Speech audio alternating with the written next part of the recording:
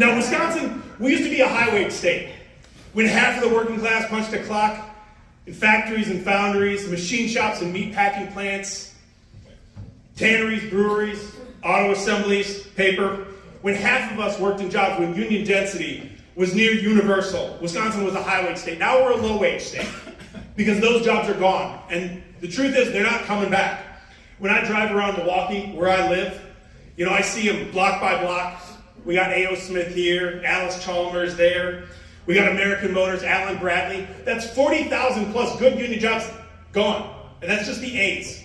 And it's not only in Milwaukee. We've seen it here, but it's GM in Janesville, Chrysler in Kenosha. I don't know how many paper plants closed in my hometown of Neenah or in Menasha, all the way up to Green Bay, on to Wisconsin Rapids and Stevens Point. Tens of thousands of good union jobs that supported families. They're gone, and they're not coming back. They've been replaced by an explosion of low-wage, no-benefit, part-time, casual contingent, no rights, no respect, non-union jobs in the service sector. It's CNAs, and it's cooks, it's hotel housekeepers, it's home health aides, it's bartenders, it's baristas.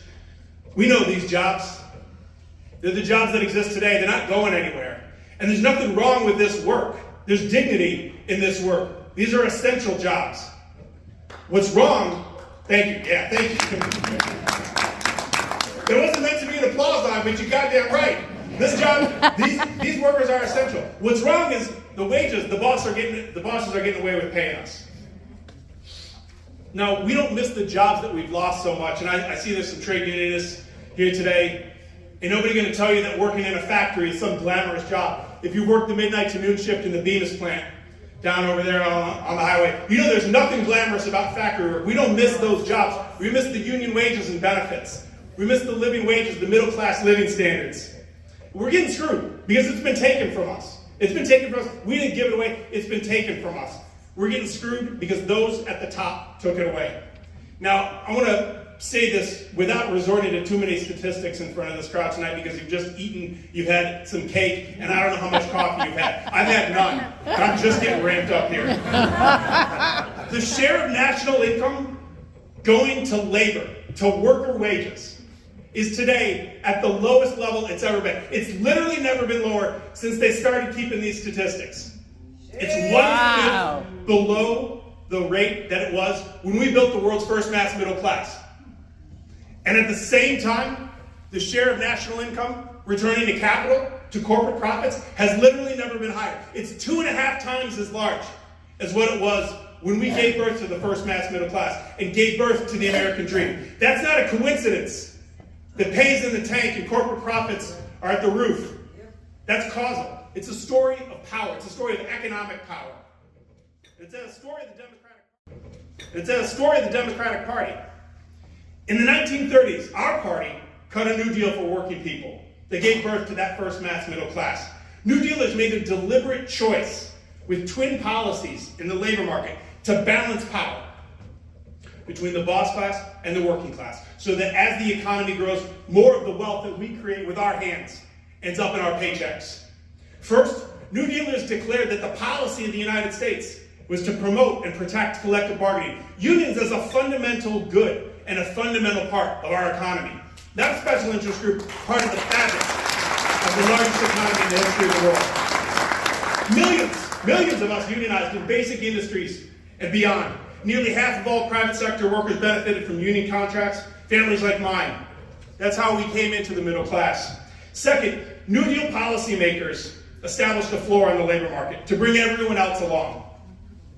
FDR himself and the other architects of the minimum wage intended it to be a wage you could raise a family on. They managed the minimum wage as a policy for decades with a relationship to median wages and productivity growth. As unions set the pace in the labor market, establishing wage standards for the middle class, the minimum wage just moved right along with it. That's how we gave birth to, protected, and grew the world's first mass middle class. But in the 1970s, the boss class and the billionaires, Wall Street and the 1%, they got together and decided they were done with constraints on economic power. The truth is that crowd and right-wing political types have been trying to take back economic power ever since the day FDR and the New Dealers took office. They finally broke through because too many in the Democratic Party Too many politicians in the Democratic Party, not the faithful like us, too many politicians in the Democratic Party left the playing field of political economy. Some outright switched teams. The Democratic Party lost its populist soul, foregoing not only our governing purpose, but also the governing majorities that we had over time. Without a populist Democratic Party standing in their way, the bosses and the financier class rigged the system. They funneled wealth upwards, from the wealth that working people create with our hands into their corporate profits. They gutted labor laws and stopped any meaningful labor law reform. Today, unions represent less than 10% of the working class. It's damn near impossible. Take it from me, a trade unionist who's organized more private sector workers than any single union organizer in Wisconsin over the last decades. It is damn near impossible to put workers into unions these days, and even harder to raise standards that shape the lives of the families that they support with those paychecks. It's a shame. It's an ethical obscenity. It's a moral outrage. Bosses have the power, and we got too little of it because they took it from us. Now, the plutocrats and the politicians who carry their water, they stopped it dealing with the minimum wage as a policy that would support middle-class living standards. They made it so that it's just a poverty wage. It's a subsistence level wage at best. They destroyed a policy alongside that policy for collective bargaining that built the world's first mass middle class.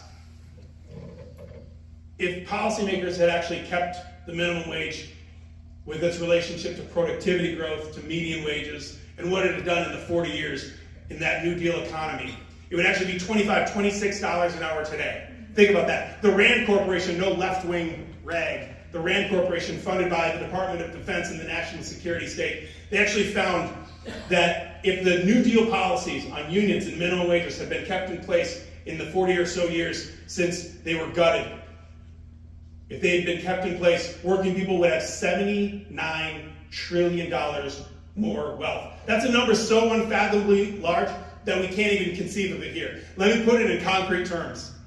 $79 trillion in the pockets and bank accounts of working class people would mean you'd be getting paid $28,000 a year more. Would you be struggling to send your kid to college, pay the grocery bill, keep up with the power company? Would you be struggling to think about anything like going on vacation or putting something away to retire at a decent and dignified age if you had $28,000 a year more in your paycheck in your bank account? That's what's been taken from us. The middle class, the kinds of living standards we organized after those 4 decades of a New Deal political economy organized around labor market power that made work pay, that gave rise to the first mass middle class in history, that delivered shared prosperity. We've had 4 decades of the neoliberal order, putting power back in the hands of the boss class and these corporate titans. Wages stagnant, living standards eroded, the middle class destroyed, corporate profits higher than ever, robber barons richer than ever. It's the greatest wealth and income inequality of all time. It's worse today than the Gilded Age that brought on the Great Depression. Let that sit in your coffee or tea here for a moment. Wealth and income inequality are worse today than the Gilded Age that brought on the Great Depression. Say it again. Wow. Gordon, I want you to get out a pen. Wealth and income inequality today are worse than the Gilded Age that brought on the Great Depression. Wow. But that New Deal political economy that we built, our party, the Democratic Party, the New Deal political economy built upon the very same foundations of our democratic republic. Checks and balances of power, carried along with it a New Deal coalition of voters. 70-80% of working class people voted Democrat because our party put power, economic power, in their hands and delivered shared prosperity. That New Deal political economy melded to a New Deal political coalition extended beyond the industrial working class, though. And here's where the secret sauce of the New Deal really came together. Prior to the New Deal, corporate titans and the trusts backed by Wall Street had consolidated market power across virtually every aspect of our economy, lording over small businesses, farmers, consumers. The likes of Mellon and Morgan, DuPont and Rockefeller, they built these great monopolies across all industry, stifling competition, crashing our economy, threatening the very foundations of our democratic republic. There is no liberty, there is no republic, there is no democracy when the malefactors of great wealth control so much and can convert economic power into political power and vice versa without constraint.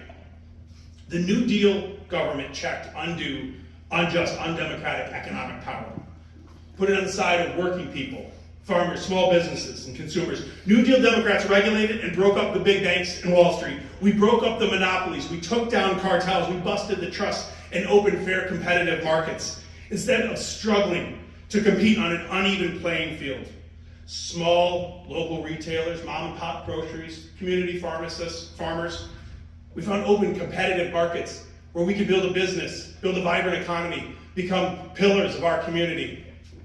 And we did it as members of the Democratic Party. Previously unimaginable levels of production and growth were the fruits of our labor, the producing people of America ending up in our pockets and our bank accounts. All because the Democratic Party made a choice to put economic power in our hands and not let the big banks and Wall Street, the 1%, the corporate class, keep it all for themselves. Through that New Deal program of economic power, ending monopoly power, taking on the money power, building labor power, through that program, the ranks of the Democratic Party teamed with those three pillars of the New Deal coalition: workers, farmers, small businesses. They comprised the heart of a nationwide, rural, urban, suburban, durable, supermajority Democratic Party that governed the nation on our terms for 40 years. And those same working plutocrats of the boss class and the big banks and Wall Street and the 1% who conspired to destroy labor market power for workers rigged the system to exploit farmers and small businesses and consumers. Without a populist Democratic Party organized around checks and balances to economic power, our economy transformed, and so did our politics. They ended enforcement of antitrust laws that had broken up and prohibited monopolies, that had banned unfair competition, and that had protected open markets. They killed the regulations on Wall Street and big banks that prevented the financier class from controlling industry and commerce. Since the late 1970s, virtually every single industry, every single market has been monopolized, and our economy has been entirely financialized. The scale of mergers and acquisitions financed by Wall Street and big banks in order to create monopoly power, to extract profits and wealth, has grown so substantially. Gordon, get ready. It's grown so substantially that our economy today is more concentrated and consolidated than in the Gilded Age of Mellon and Morgan, DuPont, and Rockefeller. Wow. Monopoly power and the money power now control every aspect of our political economy and every aspect of our lives. Dairy farmers used to be able to sell to a myriad of milk marketing cooperatives and larger dairies. But because of industry roll-ups, it's been so consolidated into a massive monopoly. Today, 2 companies control nearly 90% of the milk processing market. 2 companies. That's led to prices per pound paid to farmers at half the level they were in the 1970s. Milk production has grown by nearly 50%, but the number of dairy farms is down to 1/3 the size that it was at the end of the 1970s. And over half of the milk that's produced comes from just a handful of these dairies. It's the ones that milk between 1,000 and 20,000 head of cattle. We let big ag monopolize, and dairy farmers had to get bigger, get out. What about tractors and combines? You need those to farm. Today, 2 companies, Deere and CNH, control nearly 90% of all sales. You don't even own the tractors when you buy them because you have to bring your machinery to technicians for repair or maintenance that are part of a network that those companies control. You're basically just leasing it until you finally pay back the loan that you took out from the big bank for that machinery. What about crops? Commodity futures. It's not any better there for our farmers. After the Dow, DuPont, and Bayer Monsanto mergers that brought the industry from a substantial 6 companies down to 4, every single one of our seed markets is dominated by monopolies. 70% of soybeans, 80% of corn and wheat. They own 95% of the patents on seeds. Just those 4 companies, they control the entirety of the enterprise for our farmers. Those same seed companies, by the way, they're pesticide companies. So you have to match the genetic engineering. Folks know about this. If you buy your seeds from Bayer Monsanto, you can't use the Dow DuPont pesticides. Otherwise, those hundreds of thousands of dollars of seeds that you put in the ground with a loan from a big bank on Wall Street, those seeds, half of them are going to be blighted, infested. You won't have the yield you need to make back the money to pay back the loan, much less keep your tractors on time. If you're a farmer, you probably want to fertilize those crops so you get the yield that you need. But in the potash, nitrogen, and phosphate sectors, that's the bulk of fertilizer. Again, just 3 companies control 90% of the market. 3 companies. Deregulated commodity futures mean that the prices that farmers get on crops are just a Wall Street casino game for all of them. But what about proteins? This is the one that makes me craziest. 60% of chicken processing, 70% of pork processing, and 85% of beef processing markets are dominated by just 4 consolidated firms. And they kill jobs in meatpacking plants just because they have the market power to do so. They're not passing along any of those monopoly profits to farmers and ranchers. They're sure as hell not passing them along to us as the consumers. They're raking it in. They're using their market power to extract from us, to make it harder to put food on the table, to make it harder for farmers and ranchers to make a living. Remember the price of eggs? Sony and big media probably told you it was the avian flu, and that was a lie, covering for the monopoly that owns the company that broadcast that news to you. But the truth is, egg prices spiked because of massive consolidation that left 90% of the market for layer hens in the hands of 2 corporations. And one egg producer in the market is so dominant that it sets the terms for literally every single one of the remaining companies. Farmers and ranchers today are sharecroppers for big egg conglomerates and big banks. And we keep on pretending why it's a mystery. Why farmers and rural Americans didn't stick with a party that once championed their interests and abandoned them when the financier class came calling. The neoliberals stopped enforcing something called the Robinson-Patman Act. And if I had my glasses on, I'd push them up my nose and tell you all about that. But you're lucky because I don't have the glasses on tonight, so I'm going to give you the not-so-nerdy version of this. It was a New Deal law that protected small businesses from the predations of the big chains. Since 1977 up until 2024, there was not a single case filed under the Robinson-Patman Act to stop the big chains from oppressing small businesses. So with no restraints on unfair trade practices, price discrimination, or corporate collusion, a little law-breaking monopolist from Arkansas called Walmart started sweeping the country, killing small businesses from hardware stores to dry goods retailers. If there's no beat cops on the street, the criminals are going to run free. And they did it while taking control of supply chains with their market power, integrating them entirely vertically. Did you know that Walmart, because of the control that it has on its supply chain, has accounted for something like 1/5 of the outsourcing of production in China? One company with their market power has been able to fundamentally transform our economy, killing small businesses, moving production overseas, killing good union jobs, and creating our economy for working people, all while they laugh to the bank. Now, Walmart and Kroger, that's a grocery company. For those who don't know, you might know Pick and Save. But Kroger, it's a product of about a dozen mergers and non-enforcement of the Robinson-Patman Act. They control about half of the grocery market nationwide, adding Costco and Target, and that's virtually every single aspect of the grocery market totally monopolized. More than 70% of the grocery market is consolidated into technical monopoly in 200 geographic areas of the country. Good luck, small independent grocers. Good luck, mom and pop. The monopolists are on the block. What's that? Woodman's.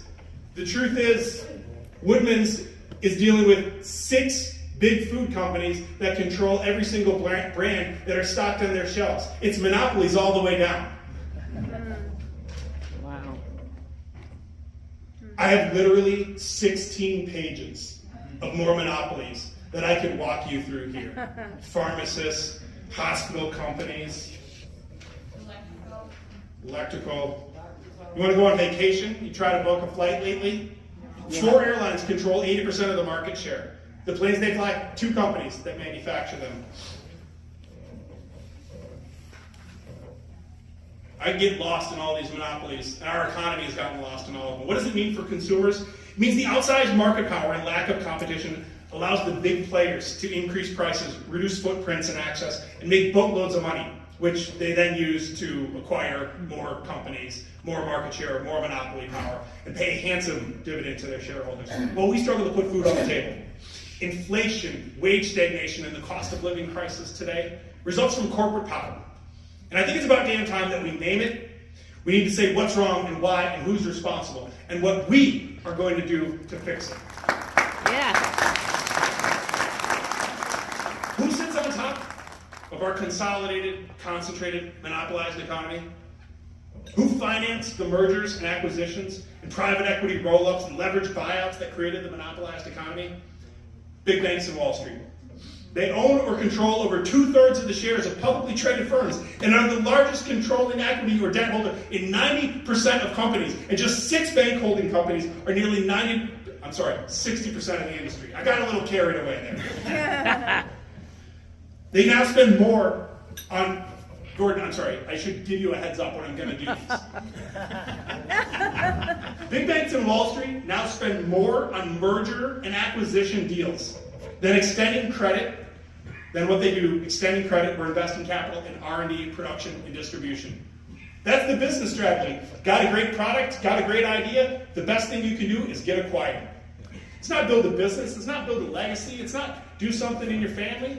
It's hope to be acquired, because that's the only way. You can't compete on your own against the big monopolies. We deregulated and voided the New Deal banking and finance laws. They gamble and speculate with other people's money, making monopolies, fomenting asset bubbles, synthesizing a financialized economy, and we let them get too big to fail. After removing any constraints on their economic power, and when they crashed the economy, we were coerced into bailing them out while we got sold out.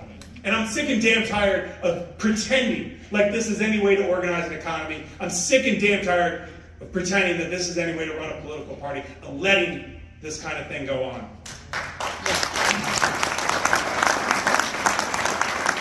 Big banks and Wall Street control our economy and extract profits and wealth from monopoly power in industry and from decimated worker power and labor markets. We have lived through, in just a little bit longer than my lifetime, a wholesale transformation of the political economy of the United States, returning to the order we had before the New Deal.